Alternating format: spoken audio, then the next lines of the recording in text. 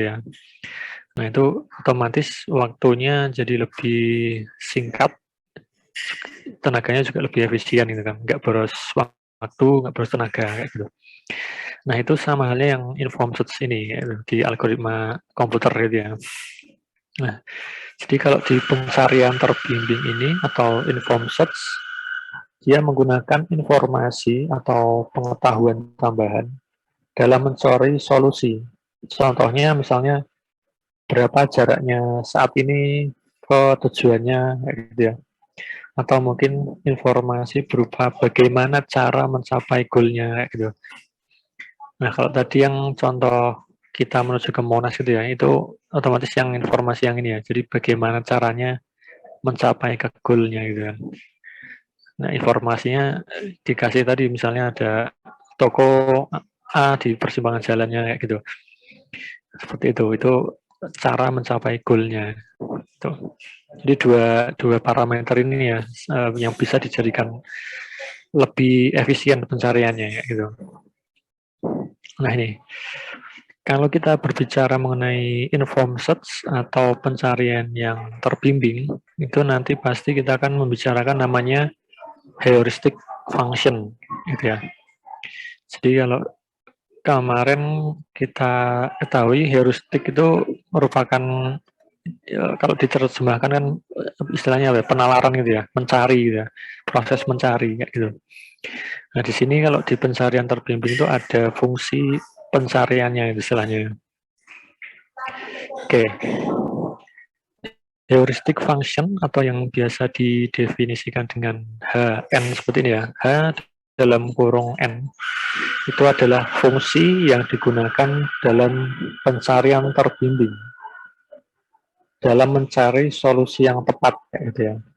Nah ini jadi penulisan functionnya biasanya didefinisikan dengan H dalam kurung N seperti ini.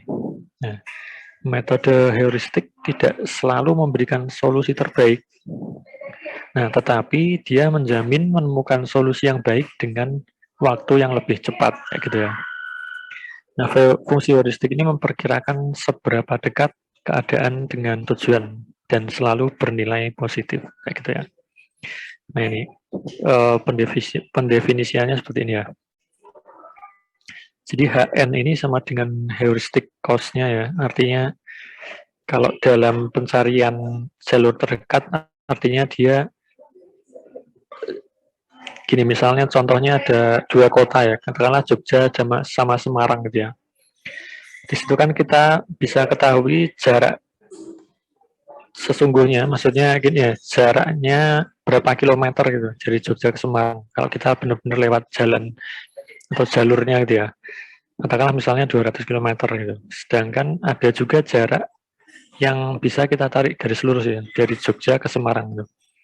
Nah, tentu saja kan jaraknya akan lebih kecil ya, bisa lebih cepat ya, soalnya kita tarik garis lurus. Nah, seperti itulah sebuah heuristic cost-nya atau fungsi HN-nya. Nah, itu selalu lebih kecil dari estimated cost-nya di sini. Estimated cost itu H bintang dalam kurung N, seperti ini pendefinisiannya. Estimated cost dalam hal pencarian jarak tadi artinya jarak realnya sesungguhnya dari Jogja ke Semarang kayak gitu misalnya. Nah, itu seperti itu.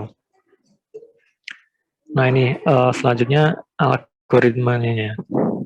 Jadi algoritma pencarian heuristik itu berjalan atau berkembang ya sesuai dengan nilai heuristic value-nya kayak gitu. Jadi kalau kemarin yang di uninformed search ya, pencarian Buddha itu kan pokoknya dia asal jalan gitu ya pencariannya. Dari node yang paling ujung atau node akar root-nya gitu ya. Kemudian ke level atasnya lagi, dia cari lagi. Kalau yang BFS dia dari kiri ke kanan, turun lagi, kiri ke kanan kayak gitu ya. Sedangkan kalau yang DFS dia dari root ke bawah dulu, baru nanti naik lagi kayak gitu ya.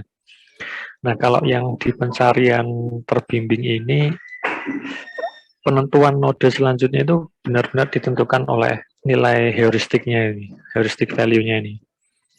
Nah, nanti dalam praktiknya, dalam penulisan algoritmanya itu biasanya nanti memerlukan dua list. List ini bisa kita analogikan sebagai seperti lemari penyimpanan gitu ya. Jadi ada lemari penyimpanan open dan close, kayak gitu.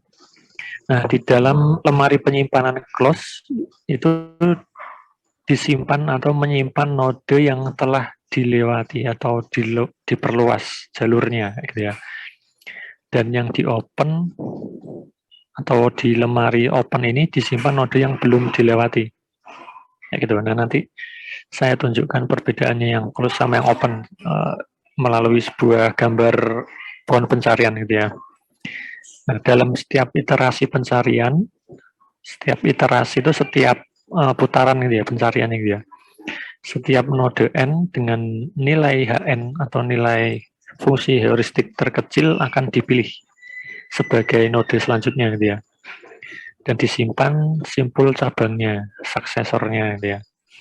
Algoritma terus berjalan sampai solusi ditemukan. Seperti itu. Nah, nanti kita akan bahas dua algoritma ini ya.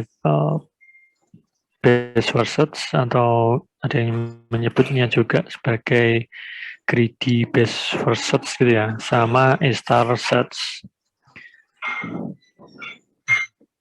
Greedy base first search atau GBFS-nya, algoritma pencarian GBFS itu selalu memilih jalur yang muncul paling baik pada saat itu, kayak gitu.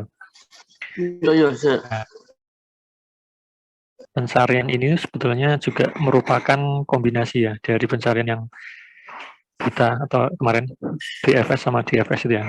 Hanya saja dikombinasikan dengan itu tadi fungsi heuristiknya itu tadi ya. Nah, dalam algoritma GBFS ini pencarian memperluas node yang paling dekat dengan node tujuan dan HN terdekat gitu ya. Yang penulisannya seperti ini. Ini artinya estimasinya fungsi finite number-nya misalnya. Kemudian ini fungsi heuristiknya, greedy-nya.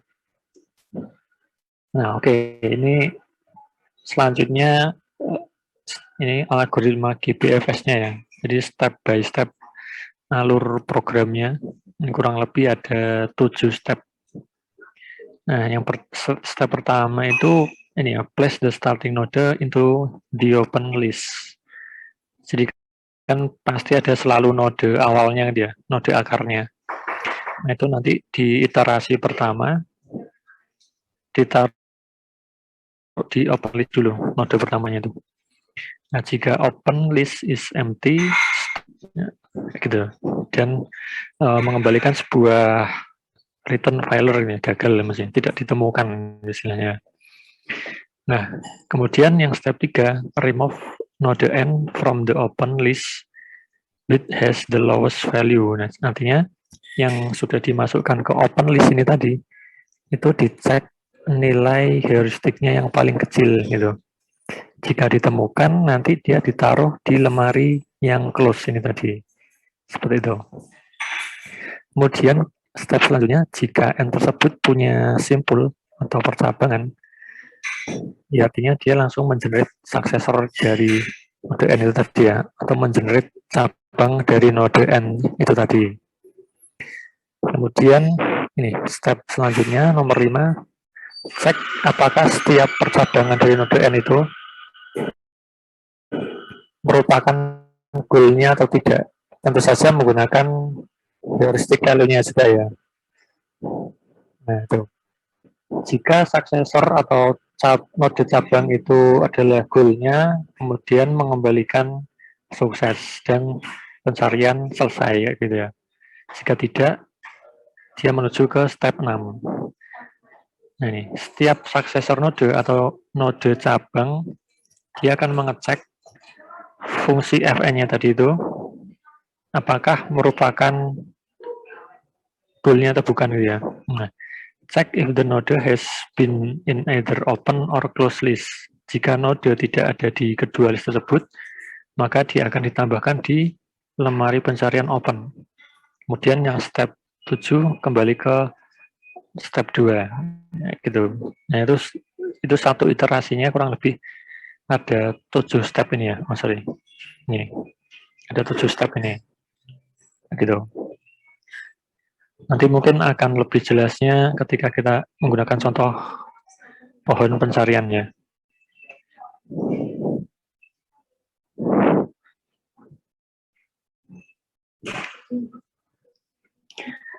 Nah, ini beberapa keunggulan dan mungkin kelemahan juga dari algoritma greedy best first search ya. Kalau keuntungannya itu karena algoritma ini merupakan turunan dari BFS dan DFS.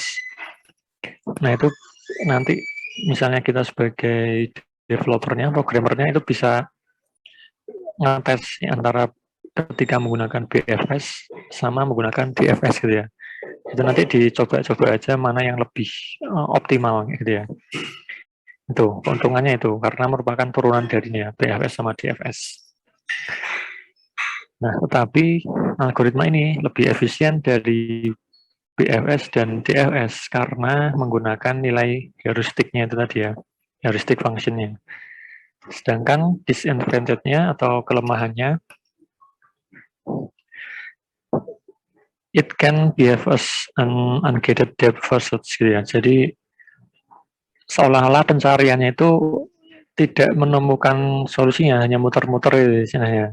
Apalagi kalau pohon pencariannya itu semakin kompleks, banyak sekali percabangannya kayak gitu ya. Nah ini akhirnya nih, it can get stuck in a loop as DFS. Jadi ya cuma melakukan iterasi terus gitu ya, nggak menemukan solusi gitu istilahnya. Nah, this algorithm is not optimal. Ini masih belum optimal gitu ya. Sehingga nanti ada dikembangkan lagi, akhirnya diberi nama yang algoritma A-star itu tadi ya. Itu. Nah, ini contohnya dengan menggunakan pohon pencarian kayak ya. Nih, di pohon pencarian ini bisa kita lihat jadi ada dua angka yang berbeda gitu ya, teman-teman. Nih, jadi kalau angka-angka yang ada di pohon ini merupakan jarak, teman-teman bisa menganalogikan sebagai jarak yang realnya gitu ya. Katakanlah dari Jogja ke Semarang gitu ya, yang G ini. Nanti kan kita harus bisa misalnya lewat Jalan Magelang, lewat tolnya gitu kan. Nah, itu kalau di total nanti ada, ini misalnya 2 ke 1 artinya 3, tambah 3 lagi berarti 6 km misalnya. Ini jalur realnya atau jarak realnya gitu ya. Sedangkan ada juga jarak yang misalnya kita tarik garis lurus ini, dari S ke G, atau mungkin dari B ke G, dari A ke G gitu ya. Ya, itu yang bisa kita jadikan sebagai nilai heuristic function-nya atau HN-nya gitu ya. Nah, ini sudah dibikin tabel heuristiknya di sini ya. Jarak dari A ke G-nya itu 12 gitu, 12 km. Kemudian jarak dari B ke G itu 4 km kalau ditarik garis lurus gitu ya. Kemudian jarak dari C ke G itu 7, D ke G 3, dan seterusnya gitu ya. Gitu. Jadi angka-angka yang di sini berbeda dengan yang di sini ya. Yang di sini dianalogikan sebagai jarak sesungguhnya kalau kita benar-benar lewat jalan raya gitu ya. Sedangkan yang HN ini jarak yang kalau kita misalnya tarik garis lurus antar dua kota gitu. Nah, seperti apa algoritmanya berjalan? Nah, ini dimulai dari S gitu ya, dari kota awalnya gitu ya. Kemudian ini pencariannya mulai berjalan, diinisialisasi ya. Nah, karena mulainya dari S, karena S itu punya suksesor atau percabangan, nah itu ditaruh di lemari open ini dia, nih, A sama B. Kemudian yang S karena sudah dilalui, yang jadi node pertama ya ditaruh di S. Nah, kemudian fungsi heuristiknya dicari mana yang paling kecil gitu ya, antara A sama B. Sekarang kita lihat tabelnya lagi di sini. A dan B. Heuristiknya paling kecil yang B ini ya. Oleh karena itu, algoritmanya nanti akan melanjutkan pencariannya ke node B sini. Kayak gitu. Nah, node B punya suksesor lagi, E dan F. Nah, E dan F ini nanti dimasukkan ke lemari open lagi di sini ya. Nih, jadi sekarang di lemari open itu ada E, F, sama A. Kayak gitu. Nah, karena tadi B sudah dilewatin, maka ditaruh di lemari yang close ini dia, SB. Begitu seterusnya, kemudian ini dicari lagi sampai di EF ini ya. Mana nilai heuristiknya yang paling kecil, EF ya. Nah ini ya, E8, F2, gitu. Maka pilih yang F di sini. E-nya dimasukkan ke yang open di sini ya. Nah sekarang jalur terakhirnya udah di sini, S, B, sama F. Begitu seterusnya sampai ini akhirnya ketemu di G ini. Nah, jadi yang di lemari close tadi itu, lemari penyimpanan close ini merupakan solusinya nih. S, B, F, G gitu. Jadi algoritmanya melangkah dari S, B, F, G. Nah, itu seperti itu. Jalur pencarian greedy best first itu seperti itu. Jadi memang sangat ditentukan oleh nih nilai heuristiknya di sini ya. Seperti itu.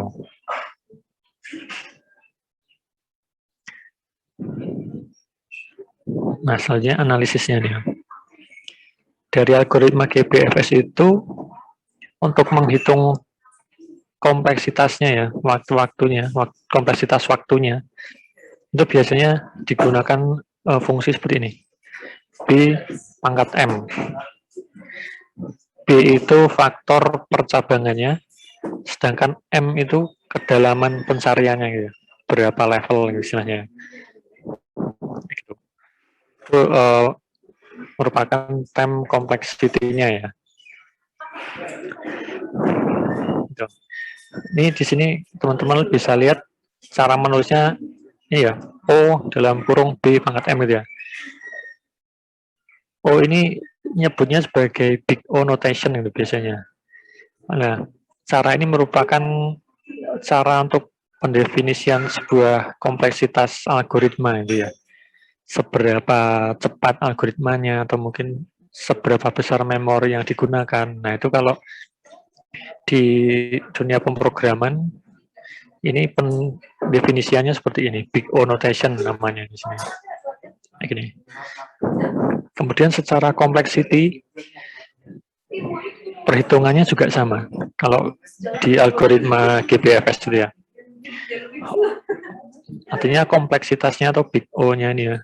Di dalam kurung B atau percabangannya dipangkat sama ini level atau kedalaman pencariannya dia, M-nya nih.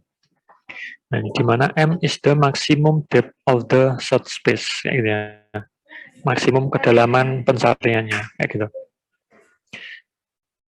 Kemudian dari segi kelengkapan pencariannya, completeness-nya ya, greedy best first search is also incomplete even if the given state space is finite, terbatas gitu ya. Jadi tidak komplit, maksudnya nggak semua node harus dilalui gitu ya. Kemudian dari optimal tidaknya, greedy best first search algorithm is not optimal, masih belum optimal. Nah, nanti coba kita bandingkan dengan yang algoritma A-star.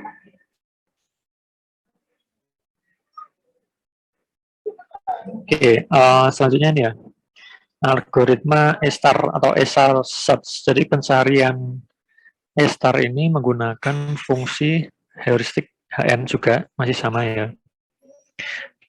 Dan nilai atau jarak untuk mencapai simpul N dari keadaan awal GN. Gitu ya.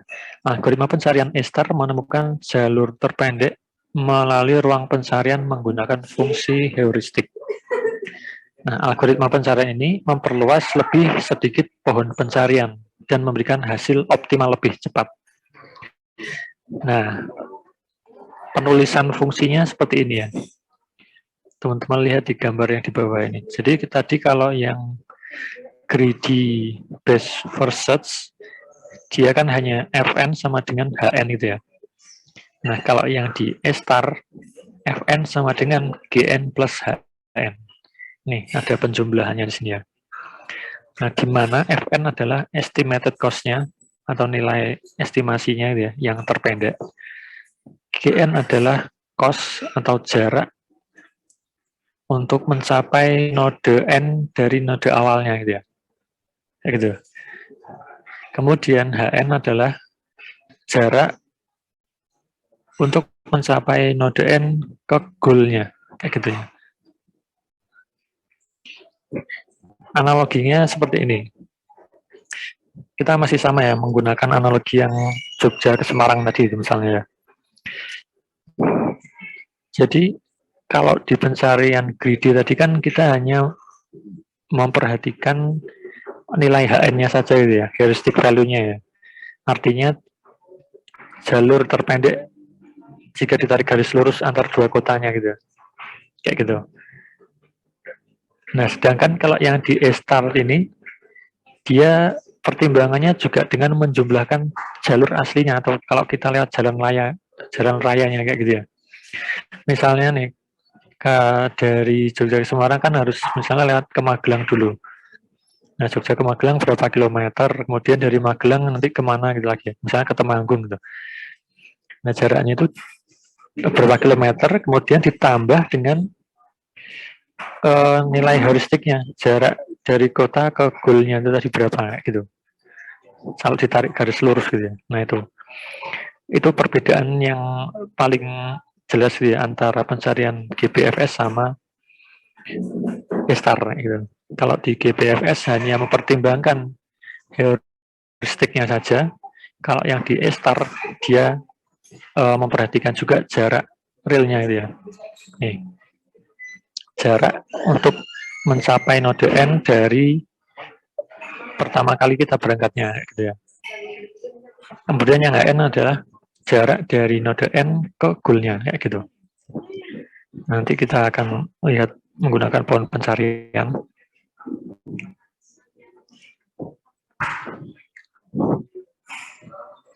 Nah, ini step by step-nya ya dari algoritma pencarian E-star. Jadi ada 6 step. Yang pertama sama seperti yang GPFS tadi ya, ditaruh di open list gitu. Kemudian langkah selanjutnya itu sama sebetulnya, algoritma E-star sama GPFS. Hanya saja memang untuk penentuan node selanjutnya itu, ya ini tadi fungsinya digunakan yang ini ya, G plus H tadi itu. Ini aja, perbedaannya hanya di sini saja.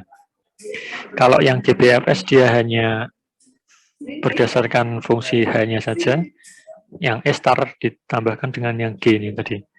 Nah, untuk step yang selanjutnya masih sama gitu ya. Seperti itu. Nah, kemudian ini keunggulan sama kelemahan dari algoritma E-star ya. Jadi kalau E-star itu keunggulannya, ya dia merupakan algoritma yang bagus di antara algoritma yang lain. Dan dia optimal, komplit, jadi tidak semua node dilalui, hanya benar-benar node yang mempunyai nilai fungsi estimasi yang paling kecil gitu ya. Nah, kemudian algoritma ini can solve very complex problem gitu ya. Jadi kalau pohon pencariannya memang sedikit lebih kompleks, E-star bisa powerful, maksudnya sangat bisa menemukan solusinya gitu. Kemudian kelemahannya, dia itu tidak selalu melalui jalur pencarian yang paling pendek gitu ya. Itu E-star. Nah, kemudian ini, E-star search algorithm has some complexity issue. Artinya memang di segi kompleksitasnya cukup kompleks yang E-star ini. Kemudian karena kompleksitasnya itu, E-star itu juga lumayan memakan memorinya karena semua nodenya ditaruh dulu di memori. Itu. Nah, ini contoh menggunakan pohon pencariannya. masih menggunakan kasus yang sama, misalnya untuk pencarian jarak terpendek gitu ya. Titik awalnya S dengan tujuannya yang G gitu ya. Nah, di sini ada jarak sesungguhnya, misalnya dari S ke G itu 10, S ke A1, kemudian A ke C itu 1 juga gitu ya. Nah, sedangkan yang nilai HN-nya misalnya dari S ke G itu 5, kemudian B ke G itu 4, sini ya. Atau A ke G artinya 3 dia. Nah, sini. Ini nilai heuristiknya. Oke, sudah kita tentukan nilai fungsi heuristiknya. Nah, sekarang bagaimana step by step pencariannya? Nah, ini initialization. Jadi pertama di AS dulu ya, karena merupakan node awalnya, tempat kita berangkatnya gitu ya. Initialization S5 gitu ya. Dia memilih ke A sini. Nah, bisa kita lihat ya. Bentar. Nah, jadi kalau ini kan S ke A 1 ya. 1 ditambah 5, 6 sama 10 ditambah 0 ini ya. Masih lebih pendek yang A ini kan ya. Di sini ya. Oh sorry, 1 ditambah 3 ya, karena jarak A, fungsi heuristik A-nya 3 nih ya. 1 ditambah 3 artinya 4, dibandingkan dengan 10 tambah 0-nya. Artinya masih lebih pendek yang A ini ya. Tuh. Itu kenapa dia algoritmanya pindah ke sini, ke A sini. Nah, kayak gitu. Ini dibandingkan ya. SA4 kalau yang ke G dia 10 kayak gitu. Kemudian dia sampai di A sini, dibandingkan lagi nih. Karena si A ini punya suksesor atau punya cabang ke B sama C. Nah, dihitung nih. B sama C-nya itu berapa nih jaraknya nih. Nih. Jadi kalau heuristik B-nya itu 4, kalau C itu 2 gitu ya. Nah, artinya 2 tambah 4, 6, sama 1 tambah C-nya 2-nya, artinya 3 gitu ya. Oh sorry, 4 gitu ya maksudnya. 1 tambah 3 tadi ya. Ini 4. Kemudian kalau yang B-nya 7 gitu caranya. Nah, otomatis lebih singkat yang ke C sini ya. Tuh. Begitu seterusnya pokok jumlahkan antara fungsi heuristik sama jarak realnya berapa, dicari yang paling pendek, itu yang dijadikan sebagai node selanjutnya kayak gitu. Nah, sampai di iterasi paling akhir, akhirnya dia ketemu node tujuannya atau G dengan jaraknya 6 ini. Kayak gitu. Nah, di sini jadi gini ya, kalau E star dia melalui A, B, D, kemudian G juga bisa menemukan source-nya. Atau lewat yang A, S, A, C, D, G juga bisa. Dia akan menemui G juga ya, goal-nya ya. Ini sini ya. S, A, C, D, G gitu misalnya. Bisa juga. Nah, tapi kalau E star itu dia, karena dia mempertimbangkan jarak lil sama fungsi HN-nya, dia mencari yang paling optimal, yang paling pendek. Cost-nya 6 ini yang didapat. Akhirnya yang terbagus, yang terpendek yang didapat adalah SACG. Ya gitu. SACG. Seperti itu. Nah, analisis dari algoritma E-star secara komplit enggaknya gitu ya. Algoritma E-star ini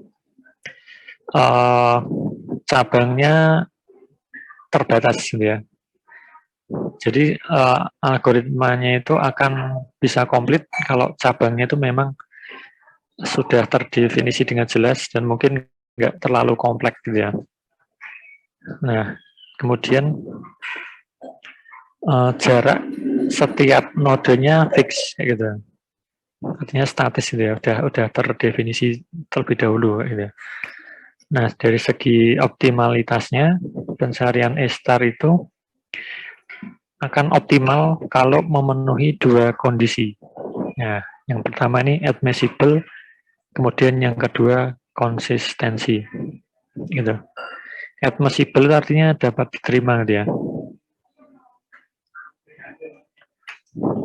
Nih, the first condition requires for optimality is that Hn, artinya fungsi Hn ini harus dapat diterima atau sesuai dengan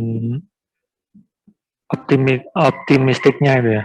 Ini artinya maksudnya gini, bahasa simpelnya seperti ini. Jadi artinya algoritma A-star ini diterima kalau kita menentukan fungsi heuristik Hn-nya itu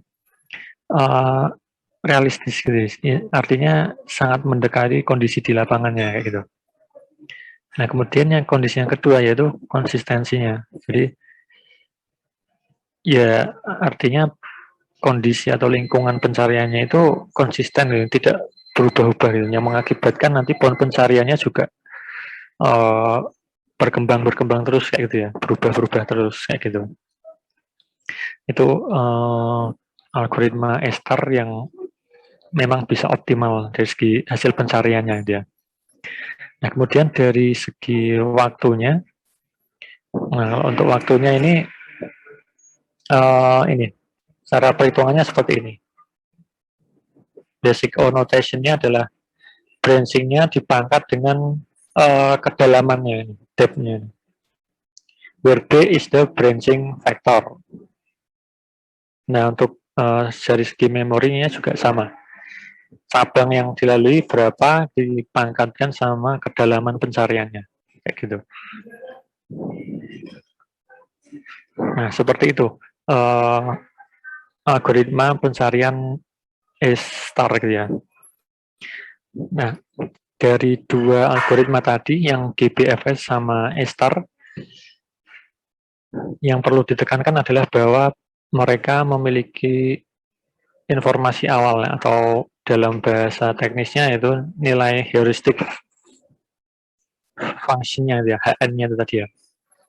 Yang GBFS itu hanya memperhatikan HN-nya saja, sedangkan yang A-star ditambahkan dengan GN-nya. Itu. Nah, selain itu yang perlu diperhatikan adalah bahwa setiap nilai heuristik yang kita tentukan, nah itu nggak bisa, maksudnya nggak ada rumusnya gitu teman-teman. Jadi si heuristic value-nya ini nggak ada rumus bakunya kayak gitu. Itu kenapa? Karena memang setiap kasus kan berbeda-beda juga ya. Kalau tadi misalnya kita cari jalur terpendek antar kota, ya nilai heuristik yang digunakan seperti itu, bisa jarak garis lurus antara kota satu dengan kota lainnya kayak gitu. Nah, kalau mungkin di contoh kasus pencarian yang lain, nilai heuristiknya itu juga akan berbeda lagi. Nah, tapi disesuaikan dengan kondisi kasusnya itu. Kira-kira apa yang bisa menentukan pencariannya itu lebih optimal kayak gitu ya. Nah, itu. Jadi penentuan nilai heuristiknya itu bisa berbeda-beda tergantung kasusnya kayak gitu. Atau misalnya seperti ini. Jadi teman-teman disuruh menabung di bank A gitu misalnya ya. Tapi teman-teman belum tahu lokasi banknya itu di mana tepatnya gitu ya. Nah, tapi teman-teman dikasih tahu, ibu teman-teman misalnya, kamu harus ini nanti kalau menemui warung A belok ke kanan, kemudian nanti akan menemui warung makan B. Kalau udah ketemu warung B ini lurus aja kayak gitu. Nah itu. Jarak dari rumah ke warung A atau toko A tadi misalnya 25 menit. Kemudian jarak dari rumah ke warung B itu misalnya 45 menit gitu. Nah, waktu-waktu itu tadi 25 sama 45 menit itu yang bisa dijadikan fungsi heuristiknya. Atau mungkin juga bisa menggunakan jarak dari rumah ke toko, ke warung, sama bahkan sampai ke bank tujuannya itu tadi. Nah, seperti itu. Jadi itu ya, penentuan fungsi atau nilai heuristiknya itu berbeda-beda, tidak ada rumus bakunya, karena memang menyesuaikan dengan problem yang kita hadapi atau permasalahan yang ingin kita selesaikan, kayak gitu ya. Oke, sampai di sini ada yang ditanyakan, silakan. Sambil saya mungkin saya lanjutkan sedikit ke pencarian adversarial search gitu ya. Pencarian yang permainan atau game.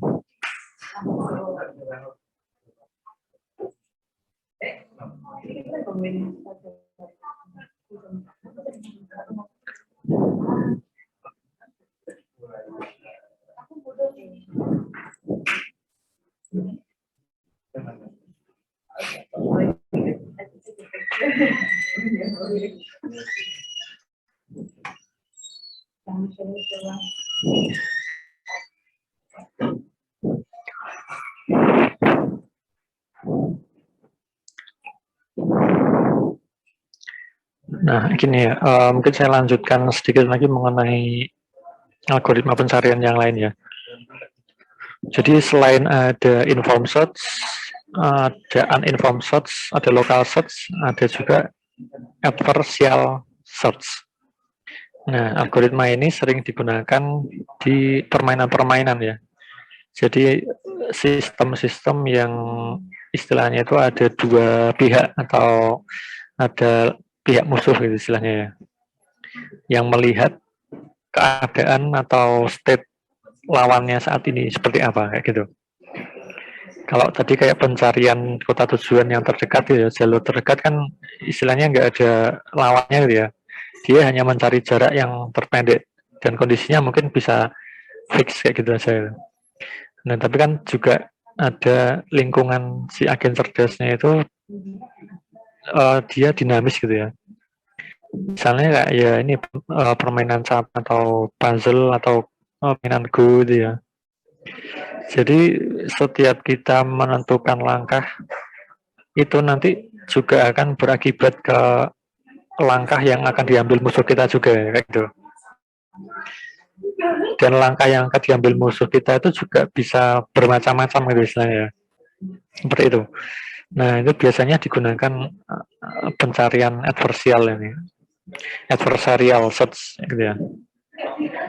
Nah, ini teknik pencarian yang uninformed sama informed search itu tidak memperhitungkan state dari pihak lawan. Jadi pihak lawannya seperti apa itu tidak diperhatikan ya, karena memang lebih cocok digunakan yang untuk sistem-sistem yang tidak ada lawan gitu ya istilahnya. Nah, sedangkan yang adversarial search ini peduli pada state lawannya gitu. Contoh problem yang sering berupa permainan game. Ini orang lawan komputer pada game catur, kemudian solusi dari algoritma adversarial search menjadi langkah komputernya kayak gitu ya. Mungkin teman-teman ada yang pernah ya game catur, ya itu di balik program caturnya itu sebetulnya ya ada algoritma pencariannya ini, ya gitu.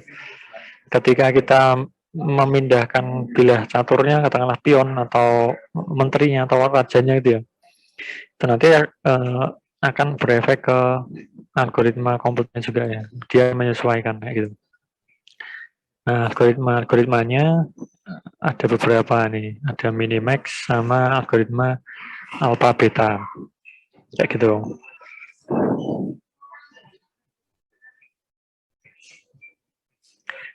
Nah, ini beberapa kondisi saat kita menggunakan algoritma pencarian adversarial search ya.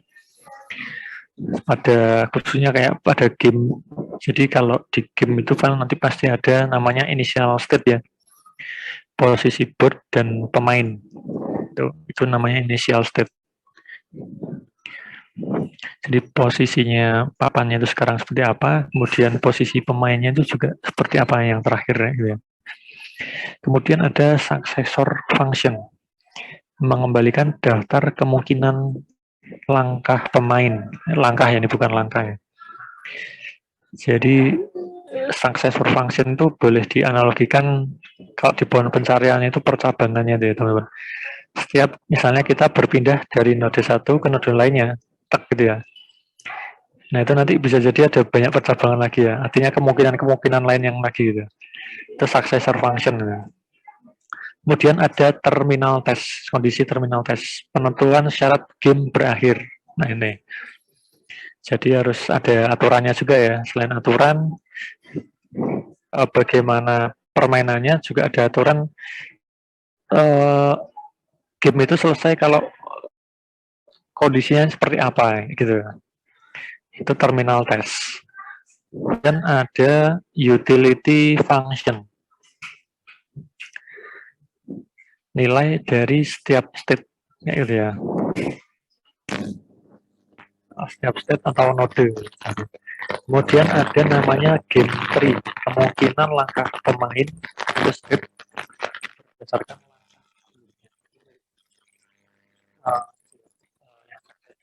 yang game tree ini istilahnya prediksi ya, kemungkinan langkah pemain.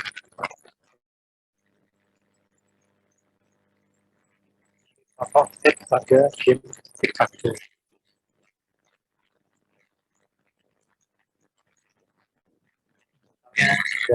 Tiga kali 30 ini game tic-tac-toe ya. Iya, kolom ini kita kasih nomor dari 0 sampai 8. Kalau direpresentasikan sebagai lemari penyimpanan atau array gitu di dalam program, 0 sampai 8. Dan kalau kondisinya kosong, artinya disilang ini, array-nya bisa dituliskan seperti ini. X 34 sampai 8. Ini lawannya yang paling sudah ada dua papan yang diisi sama nah, itu kan harus urut dia artinya dia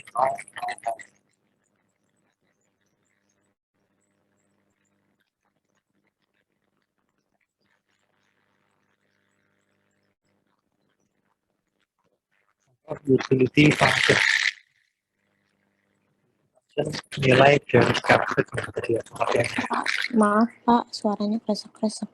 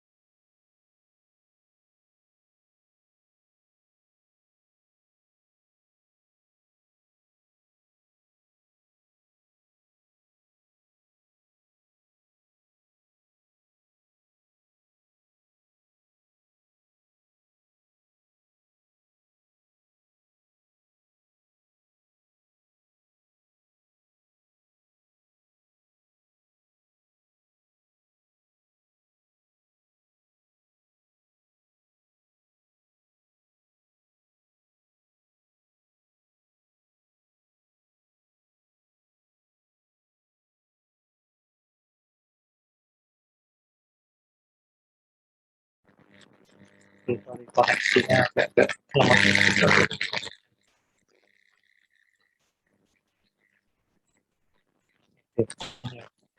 Dan fungsi itu memberikan suatu nilai pada state yang sedang diamati.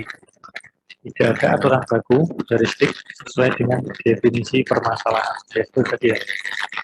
Artinya nilai heuristiknya itu tidak ada aturan baku sesuai dengan permasalahan.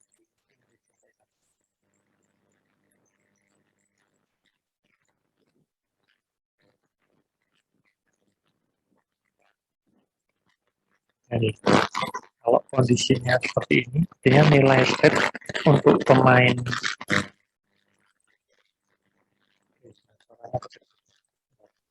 Maaf Pak, nggak ada suaranya. oh ya tes. Ya. Ya, udah Ya jelas. Pak, Oke. kedengaran. Oke.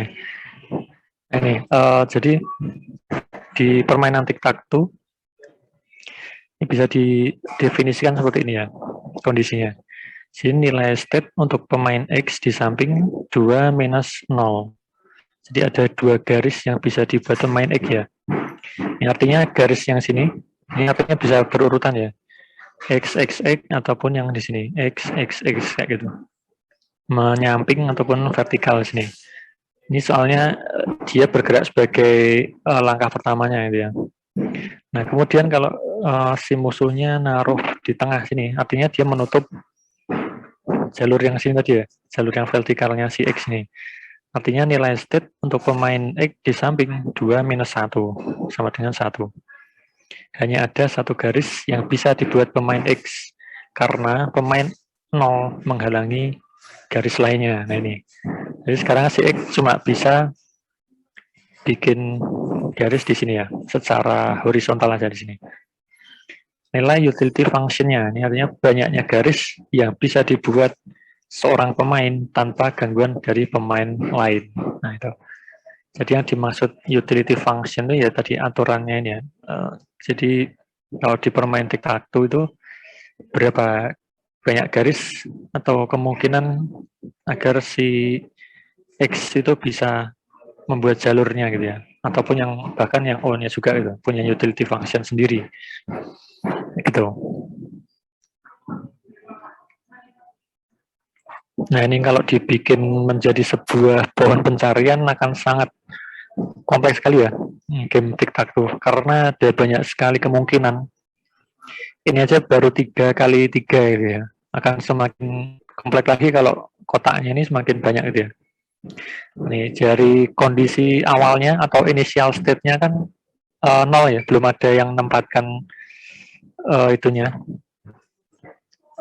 istilahnya bilahnya gitu. Nah, artinya ini state-nya seperti ini, kosong, kemudian di array-nya seperti ini. Nah, ini pasti nanti ada kemungkinan yang lain gitu ya, pohon percabangan.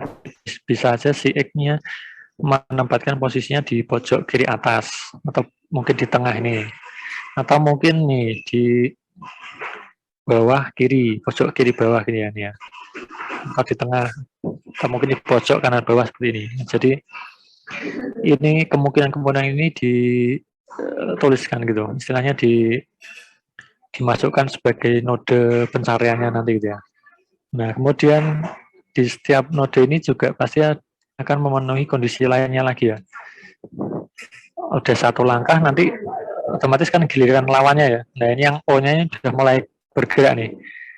Nah misalnya si X-nya itu ada di pojok kiri atas gini, nanti yang pihak lawan itu bisa menempatkan O-nya di sini, di tengah ini ya. Atau mungkin di pojok kanan atas gini, atau mungkin di bawahnya X kayak gini. Kayak gitu.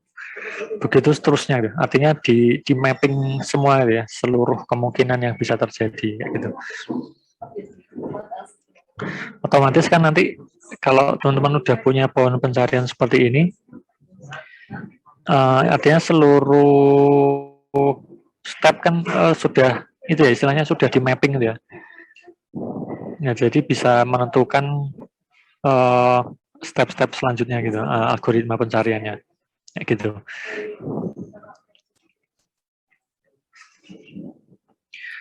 Nah ini sampai nanti pohon pencariannya itu kita gambar sampai ke keadaannya itu terpenuhi ya. Nah, ini contoh salah satu solusinya.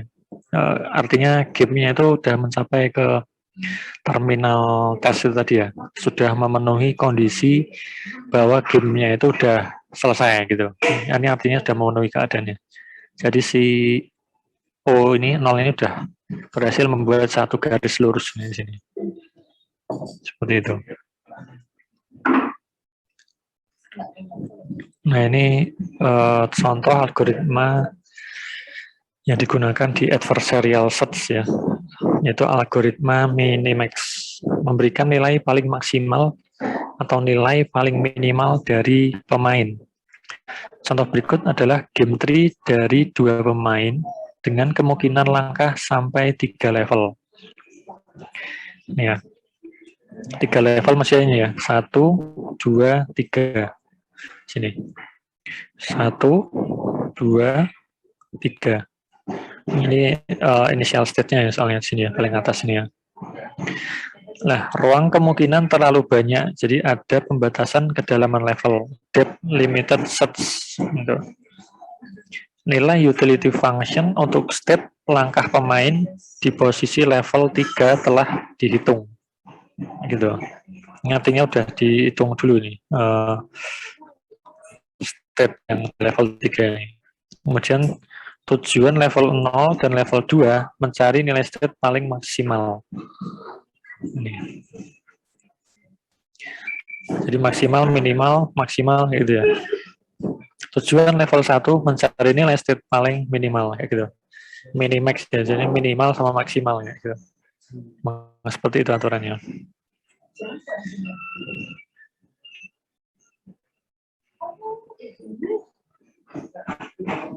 Ini buat 2 fungsi rekursif. Kalau ini secara teknis nanti ketika membuat program ya. Jadi ada 2 fungsi, mencari nilai maksimal sama mencari nilai minimal. Mencari nilai maksimal suksesor, artinya mencari percabangan yang paling maksimal. Min value mencari nilai suksesor atau percabangan yang paling minimal. Gitu. Nah ini secara penulisan kode programnya itu seperti ini ya nanti. Algoritmanya, step by step-nya.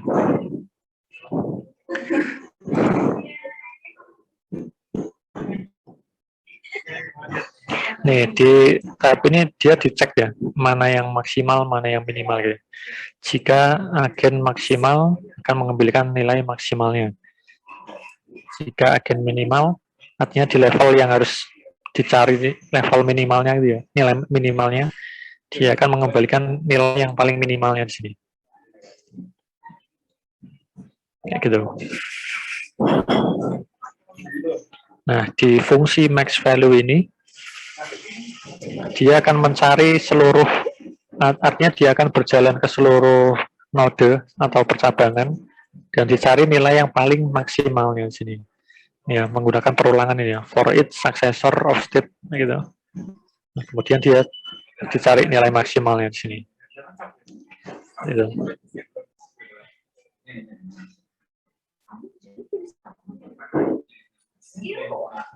Nah, ini kalau ini yang dibatasi kedalaman pencariannya gitu ya. Nah, perbedaannya ada di sini.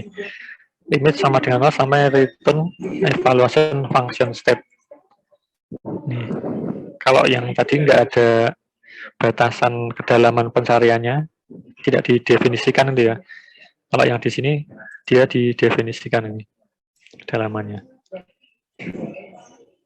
Ini contoh animasi minimax ini.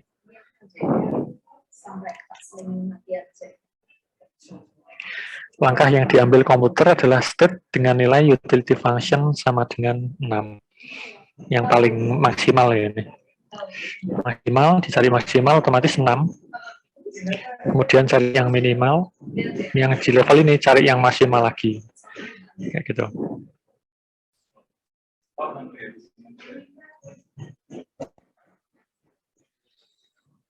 Oke, mungkin sampai sini dulu. Silakan ada yang ditanyakan. Nanti dilanjutkan dengan yang algoritma pruning depth limited search gitu ya. Ada juga nanti alpha beta pruning gitu istilahnya. Jadi ada banyak sekali ya pencarian memang. Dan risetnya di pencarian itu pasti selalu tentang time complexity sama space complexity-nya. Jadi berapa cepat algoritmanya, seberapa efisien algoritmanya menggunakan resource komputernya, kayak gitu ya. Gitu. Jadi rata-rata komputer scientist, ilmuwan komputer yang meneliti algoritma pencarian itu, yaitu targetnya yang utama biasanya dari segi waktu sama penggunaan resource komputernya itu tadi. Itu.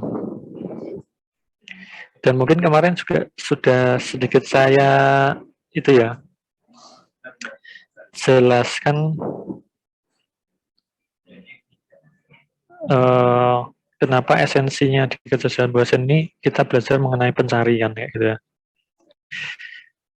Ya memang apa ya, algoritma utamanya itu memang di pencarian. Jadi analoginya seperti ini, ketika kita punya permasalahan gitu ya, menemui permasalahan gitu ya. Katakanlah kita sebagai agennya kan, manusia gitu ya. Ketika kita menghadapi sebuah masalah, nanti kan kita pasti kalau belum punya pengalaman untuk menghadapinya kan kita nanti pasti mencari informasi gitu ya. Ini harus seperti apa ya? Aku kalau menghadapi masalah kayak gini, nah berarti kan nanti kita akan mencari, ya gitu. Nah itu sama dengan yang ada di kecerdasan yang ada di sistem agen komputer ini tadi.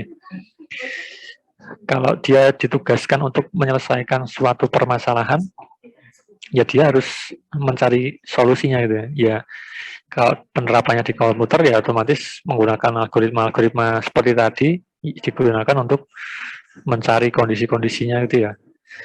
Dari berbagai macam kombinasi state atau keadaan yang bisa dihadapi sampai temu ke solusinya kayak gitu. Nah, hanya saja pencarian solusinya itu ada yang lemot, ada yang tepat kayak gitu. Seperti itu. Tergantung algoritmanya yang tadi yang digunakan. Seperti itu.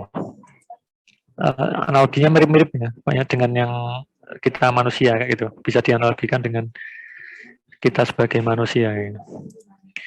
Ini contoh, bentar. Bisa-bisanya.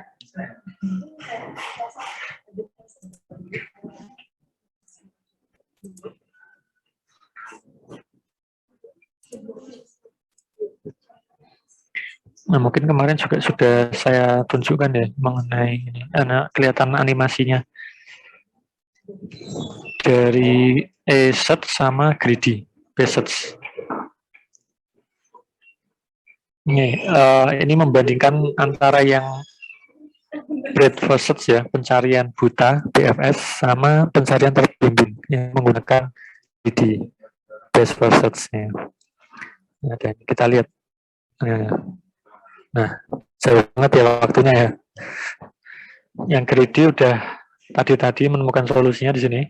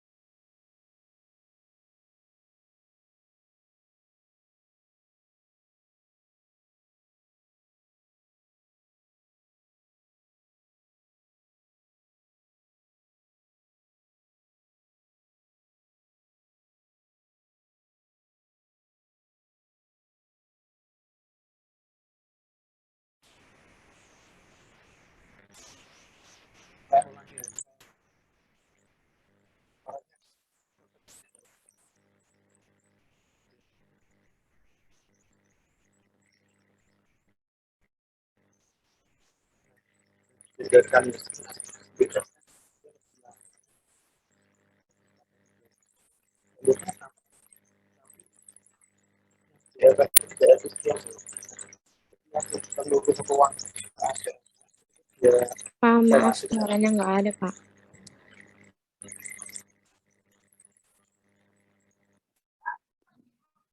Ini, jadi terlihat ya nih ya, perbedaan yang BFS sama GBFS. Kalau yang BFS hampir semuanya dilewatin seluruh ruang permasalahannya ini. Sedangkan yang greedy ya dia sangat efisien ya. Ini jadi ada yang warna biru tua ini yang dia lalui sampai menuju ke tujuannya di sini. Nah, seperti itu. Nah, cepat sekali yang GPFS ya. Ya, teman-teman bisa bandingkan antara yang menggunakan fungsi heuristik dengan yang tidak menggunakan. Ini ada juga yang, nah ini E-star. Nah, kita lihat di sini paling cepat greedy ya. Memang yang E-search ini, E-star ini, itu pengembangan dari yang greedy. Nah, tapi tidak selalu cepat juga ya, karena itu juga tergantung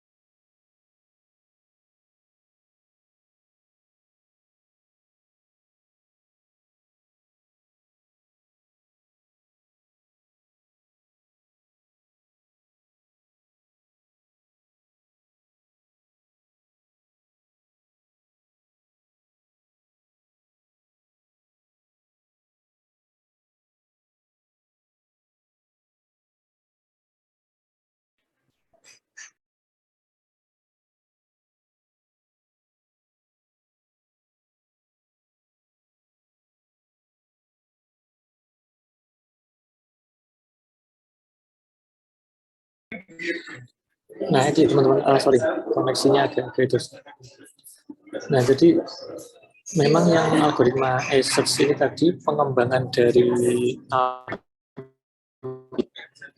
tapi memang secara kecepatan pencariannya tidak itu ya tidak selalu cepat gitu ya, tidak selalu lebih cepat E-search ini. Karena memang juga tergantung dari permasalahan yang ingin diselesaikan juga kayak gitu.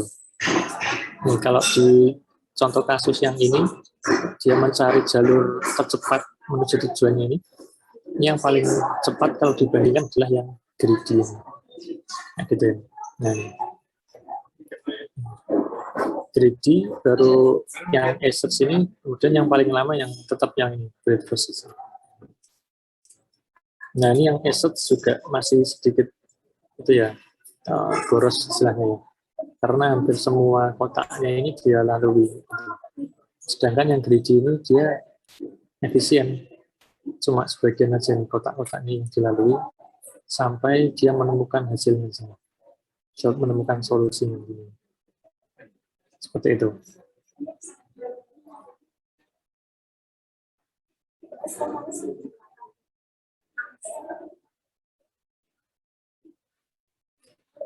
Oke, bentar saya share.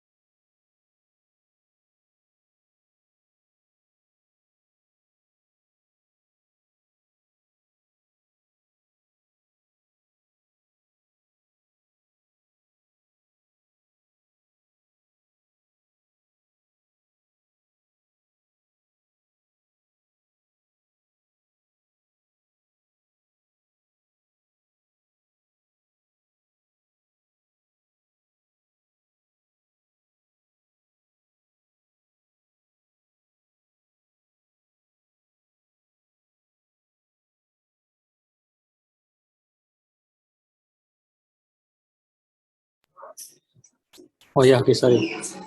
Oke, ini kita lanjut yang pruning sama depth limited search nya. Jadi kalau ini pemotongan cabang pada game tree-nya. Nah, sehingga efeknya karena cabangnya ini dipotong, otomatis waktu penelusurannya jadi lebih cepat, kayak gitu ya. Nah, algoritma alpha beta pruning ini sebetulnya pengembangan algoritma minimax tadi, hanya saja ditambahkan oleh nilai alpha sama betanya di sini. Jadi kalau alpha itu merupakan nilai maksimal di semua level, sedangkan beta itu nilai minimal dari semua level minimal. Gitu. Oke.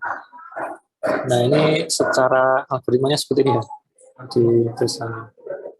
Ini udah apa ya, lebih dekat gambarnya seperti ini. Nah, ini jadi nilai masukan fungsinya ada state-nya, artinya keadaannya sekarang.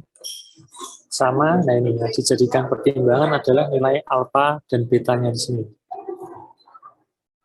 Nah, kemudian nanti fungsinya ini akan mengembalikan utility value-nya atau langkah selanjutnya ini seperti apa gitu. Seperti itu. Inputnya adalah state, artinya current state di game atau keadaan game saat ini. Kemudian yang alpha itu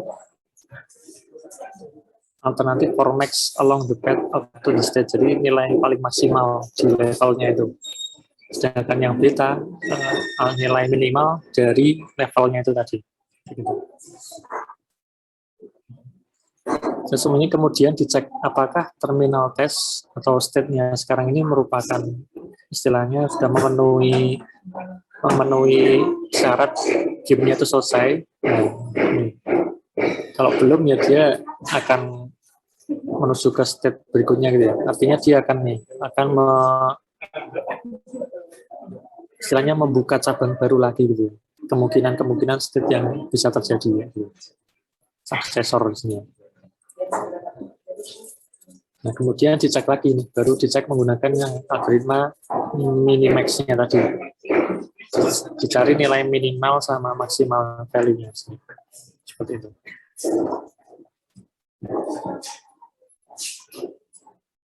Nah, ini contohnya ya. Algoritma minimax alpha beta atau algoritma alpha beta pruning. Jadi setiap level itu sudah ditentukan. Yang ini level maksimal, ini level minimal gitu. Nah, tapi di sini ditentukan nilai minimal gitu. Kalau yang beta artinya nilai yang paling minimal. Yang alpha adalah nilai yang paling maksimal.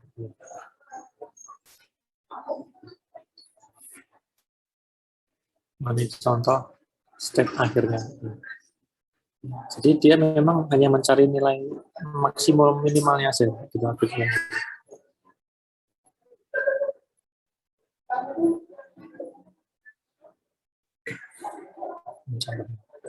Seperti itu.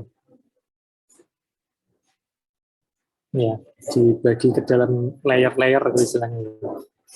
Dan setiap layer itu dia bicara minimal maksimalnya.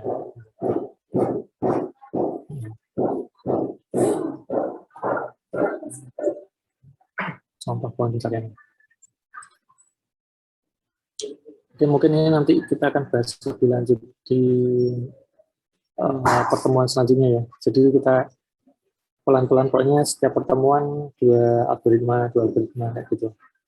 Tadi yang kita bahas lebih ke greedy sama yang A-star gitu. Kalau ada yang ingin ditanyakan, silakan.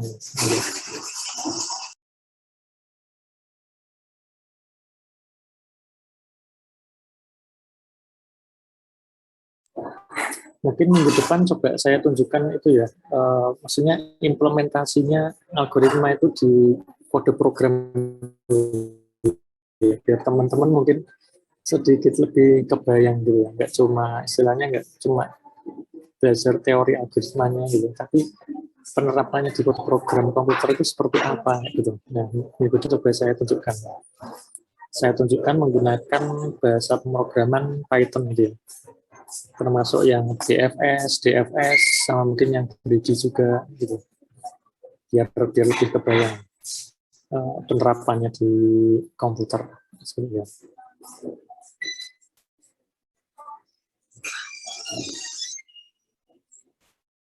Oke, kalau nggak ada yang ditanyakan, mungkin pertemuan sore ini itu dulu ya, dua algoritma itu tadi. Minggu depan kita perdalam lagi algoritma yang minimax sama yang alpha beta pruning ini. Nah, gitu, sama saya tunjukkan kode programnya tadi. Oke. Untuk yang belum absen, silakan absen. Mumpung waktunya masih ada sih. Tadi saya set sampai jam 2.15 ya.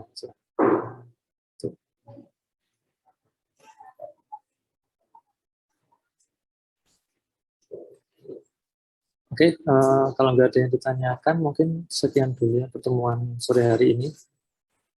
Minggu depan mungkin ada tugas, nah, tapi nanti saya informasikan lebih lanjut di grup untuk tugasnya. Ya, cuma menjawab soal isai juga saja nanti. Sebelum satu pertemuan lagi menuju ke UTS ya, ujian tengah semester. Baik, untuk mengakhiri perkuliahan pada siang hari ini, mari kita berdoa terlebih dahulu menurut agama saya masing-masing. Berdoa dipersilakan.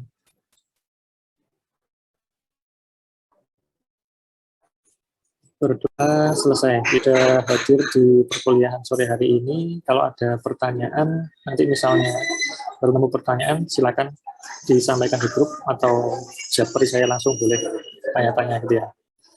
Baik, terima kasih. Selamat sore. Assalamualaikum warahmatullahi wabarakatuh. Waalaikumsalam warahmatullahi wabarakatuh. Alhamdulillah. Alhamdulillah.